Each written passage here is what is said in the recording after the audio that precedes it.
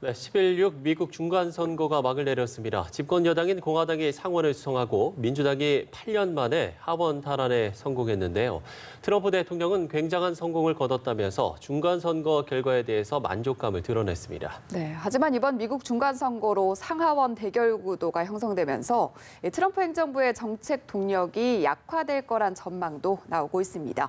관련 내용 등을 우정엽 세종연구소 안보전략실장과 자세히 짚어보겠습니다. 네, 어서 오십시오. 네, 안녕하세요. 네. 자, 그 어느 때보다 열기가 뜨거웠던 선거였던 것 같은데 일단 민주당은 8년 만에 하원 탈환에 성공을 했고 공화당은 상원을 수성을 했습니다. 이번 좀 중간선거 결과 좀 어떻게 일단 보세요? 일단은 말씀하신 대로 굉장히 관심이 많았던 선거입니다. 네. 2014년도에는 약 8,300만 정도의 유권자가 투표를 한 반면에 예. 이번에는 1억 1,300만, 약 3천만 명 이상이 유권자가 더 투표를 할 정도로 관심이 높았고요. 그만큼 선거에 들어간 여러 가지 자금 등도 역대 중간 선거 중엔 최고였고, 예. 이제 이제 그러한 선거에서 이제 공화당은 많은 사람들이 예측한 대로 상원을 수성을 했고, 네. 민주당은 또 많은 사람들이 예측한 대로 이제 하원을 탈환하는 이러한 결과가 나왔습니다. 트럼프 대통령의 지지율이 여러 가지 문제가 되는 상황에서도 사실 상원을 수성을 하고 또 민주당에서의 의석을 잃은 수도 다른 전임 대통령들의 중간선거 결과와 비교할 때는 비교적 양호한 편이어서 예. 트럼프 대통령이 하원을 잃기는 했지만 그래도 본인으로서는 어떠한 정치적으로 크게 패배하지 않았다라는 이야기를 할 수 있을 정도의 그러한 선거 결과는 된 것 같습니다. 사실 우리와 제도나 방식이 다르기 때문에 공화당이 이겼다, 민주당이 이겼다 이런 식으로 누가 이기고 짐을 좀 따질 수 있는지 그런 부분도 궁금하거든요. 굳이 따지자면 어떻게 판단을 해볼 수가 있을까요? 사실 미국의 중간선거라는 것은 이제 미국 예. 제도의 특징상 대통령은 4년마다 임기가 돌아오고 예.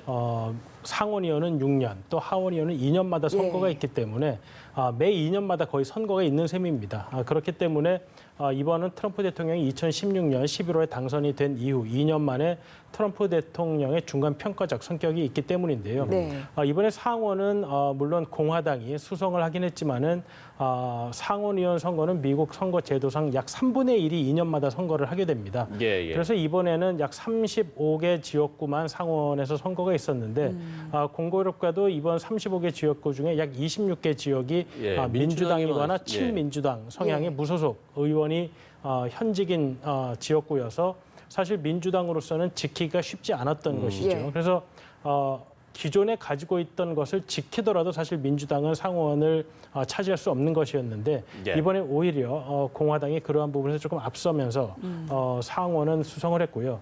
근데 이제 전국적인 대통령에 대한 미국 국민들의 지지도를 보는 것은 사실 이 전국적인 측면에서 선거가 이루어지는 하원의원 선거로서 볼 수가 있는데 이번에 물론 트럼프 대통령에 대한 평가가 이제 50% 이하, 40% 부근에서 머물렀고 그리고 그러한 결과가 하원의원 선거에 반영이 되긴 했지만 과거 이제 오바마 대통령도 이제 2008년에 당선된 이후 2010년 선거에서는 하원에서 60석 이상을 잃었습니다. 네. 이제 또 트럼프 대통령은 오바마 대통령과 비교하는 것을 좋아하는데 아마도 이제 본인은 오바마가 잃은 60석보다 자기는 훨씬 잘했다라는 말을 내일부터 하지 않을까 생각이 됩니다. 예. 네.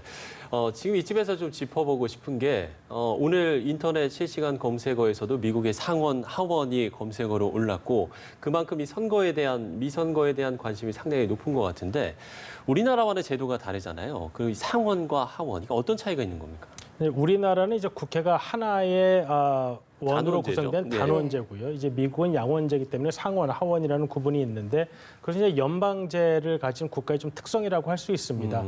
미국의 각 주는 연방에 소속된 국가의 부분이기도 하지만 각 주가 어느 정도의 자치권을 가진 주들이 모여서 하나의 국가를 구성하고 있기 때문에 그 주들의 자치권을 유지해주는 측면이 필요한 것이죠. 그래서 하원의원 같은 경우에는 미국 전체를 대표하는 물론 주마다 각 지역구별로 선거를 하긴 하지만 미국 전체를 이제 인구 비례로 나눠서 선거구를 획정하게 되는 것이고요. 그래서 미국 하원은 각 지역에서 선거를 하지만 미국 전체를 대표하는 의원의 성격이 있는 것이고 미국 상원은 각 주를 대표하는 그렇기 때문에 인구의 정도의 차이가 있다고 하더라도 각 주의 권리 및 책임이 동등하다는 차원에서 인구수의 차이와 상관이 없이 각 주마다 2명을 뽑게 됩니다. 예. 그렇기 때문에 이제 몬타나주나 메인주와 같이 인구가 매우 적은 예. 주 같은 경우에는 하원의원은 1명인데 상원의원은 오히려 2명인 경우인 주가 꽤 있고요. 예. 그렇기 때문에 그 두 주가 두 양원이 성격이 좀 다르게 되는데 하원의 경우는 보통 이제 세금을 쓰는 측면에 관한 일을 주도적으로 하고 있습니다. 물론 법안은 상원 모두 이제 발의할 수 있지만 특히 세금과 관련된 부분은 이제 하원에서만 발의를 할 수가 있게 되어 있고요. 예. 그래서 그에 반면에 이제 상원의 경우에는 국가 간의 조약에 관한 승인 문제나 아니면 해외로 나가는 대사 아니면은 미국 주요 보직에 대한 인준 이러한 부분에 있어서 하원이 가지고 있지 않은 권리를 가지고 있습니다. 네, 상원과 하원의 특징을 알기 쉽게 설명해 주셨고요. 이번에는 이번 선거에서 눈에 띄는 성격 그리고 특징 등을 좀 짚어보고 싶은데 이번 선거에서 보여준 최고의 약간 눈에 띄는 성취는 뭐라고 보시는지 궁금한데 일각에서는 여성 의원의 증가 등을 꼽는 목소리도 있더라고요. 개인적으로 어떤 특징을 좀 눈여겨보셨습니까? 네, 아까 저희가 본 화면에서도 그 낸시 펠로시 민주당 예. 원내대표가 상당히 다양한 배경을 가진 후보들이 선전을 했다라는 네. 이야기를 했는데요. 예. 민주당의 성격이기도 하지만 여러 인종을 포용하는 민주당의 성격이기도 하지만 이번 선거에서는 뭐 성소수자, 종교적 배경이 다른 사람 그리고 이제 여성이라는 측면에서 다양한 당선자들이 나왔습니다. 아까 이제 뉴스 리포트에서도 나왔지만은 남성으로서는 처음 이제 소위 말하는 커밍아웃을 한 성소수자가 이제 주지사로 당선이 되기도 했고요.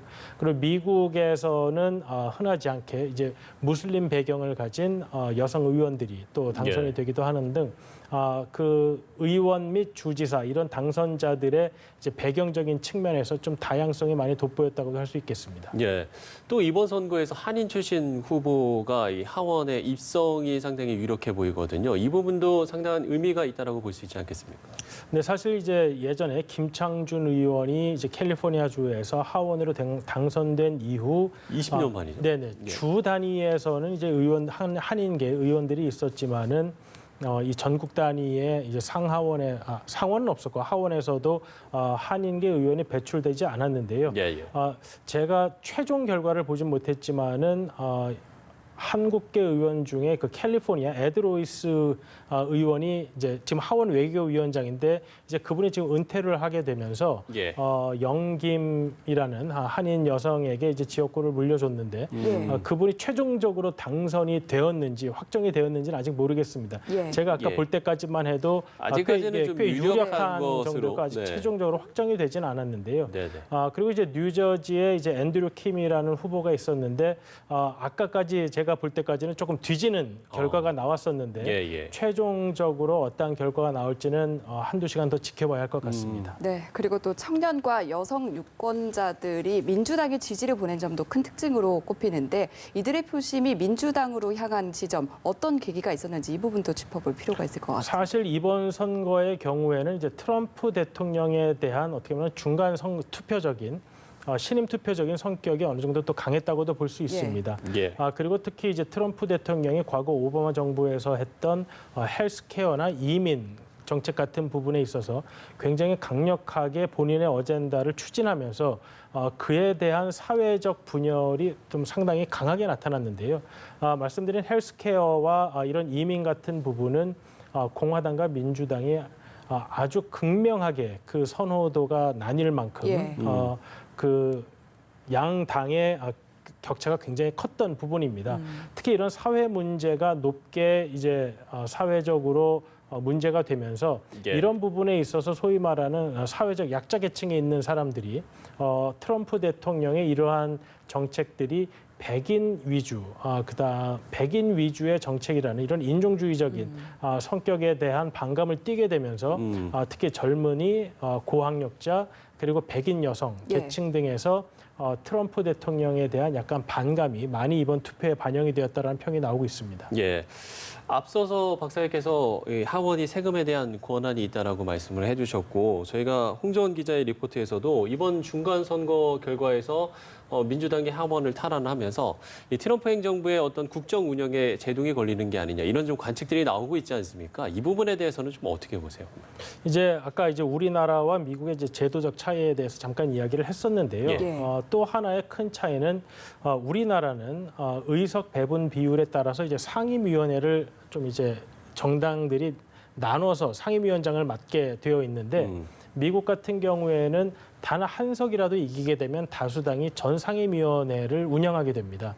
그렇다고 본다면 지난 약 8년간 하원이 이제 공화당이었고 그렇기 예. 때문에 이제 오바마 정부 때는 공화당 하원이 이제 오바마 정부의 정책에 굉장한 견제와 감시를 했다면 예. 트럼프 정부의 초반 2년은 공화당 하원이었기 때문에 그러한 견제와 감시가 어느 정도 느슨했던 것이 사실이죠. 예. 네. 예를 들어서 이제 하원 외교위원회 같은 경우에는 트럼프 행정부의 외교 정책에 대해서 청문회를 올해들어 한 번도 열지 않았습니다. 예. 그러니까 미국 역시 뭐 의회와 정부가 견제와 균형을 추구한다고는 하지만 어느 정도 이제 팔이 안으로 굽는 것과 마찬가지로 공화당 정부에 대한 부담을 주기 싫었던 것이죠. 근데 이제 앞으로 하원 상임위원회가 이제 민주당에 의해서 운영이 된다고 한다면 예.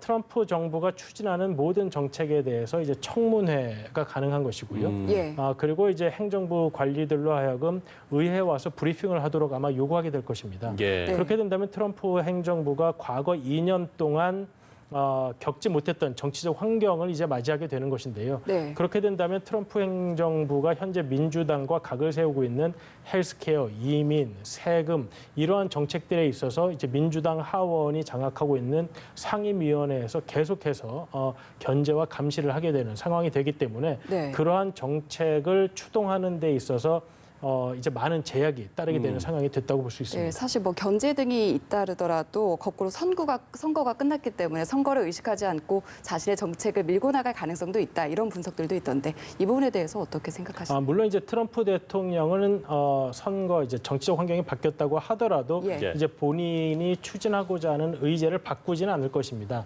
더군다나 이제 트럼프 대통령으로서는 앞으로 2년 후에 또 재선을 앞두고 있기 때문에 예. 지금에 와서 본인의 정치적 지지 기반이 되고 있는 그러한 정책적인 방향을 바꾸지는 않을 것입니다. 다만 이제 그러한 정책이 미국 국내적으로는 법안, 행정명령 여러 형태로 될 수가 있는데 법안으로서 트럼프 대통령이 현재 추진하고자 하는 정책을 만들어내기에는 이제 의회의 반대에 부딪힐 가능성이 예. 크고요. 그래서 아마도 오바마 대통령이 했던 것처럼 행정부의 행정명령에 의한 정책을 취할 가능성이 매우 높아 보입니다.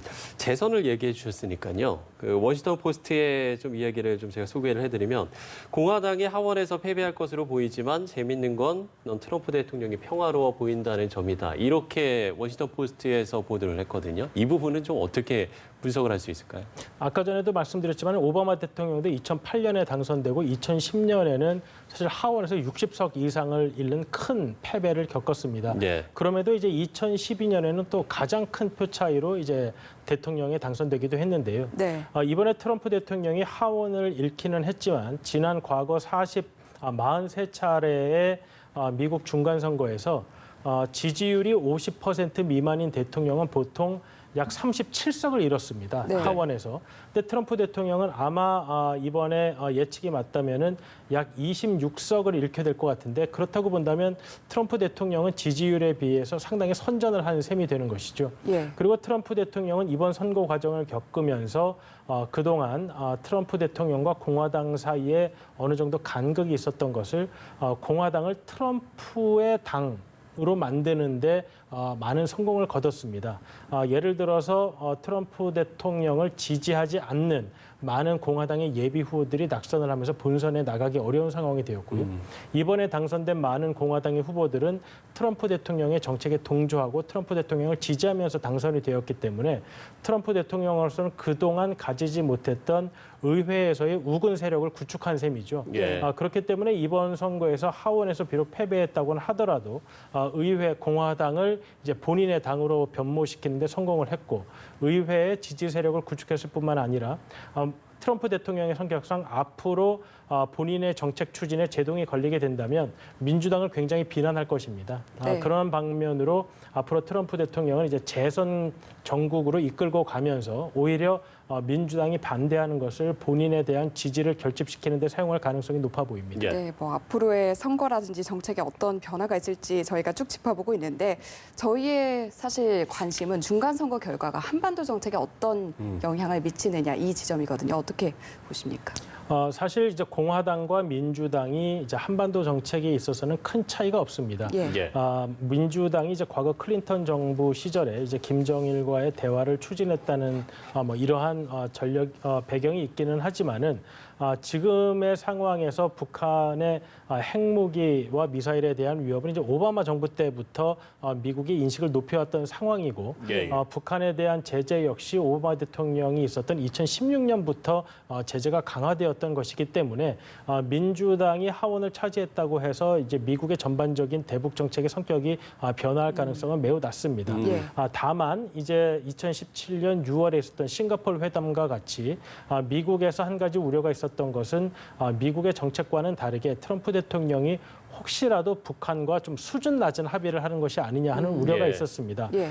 그런데 이제 트럼프 대통령이 민주당 정부 시절에 만들었던 이란과의 핵 협상을 파기하고 이러한 측면이 있기 때문에 민주당으로서는 트럼프 대통령이 이란 핵 협상의 수준에 미치지 못하는 그러한 협상을 이제 북한과 할 가능성에 대해서는 많은 견제를 하게 될 것이죠. 그렇기 때문에 정책이 변화한다기보다는 트럼프 대통령이 독자적으로 어떤 행동을 하는 것에 대한 견제와 감시가 높아졌다 이렇게 볼 수가 있겠습니다. 예, 알겠습니다. 자, 지금까지 미 중간 선거 결과와 관련해서 우정엽 세종연구소 안보전략실장과 이야기 나눠봤습니다. 오늘 말씀 고맙습니다. 잘 들었습니다. 감사합니다.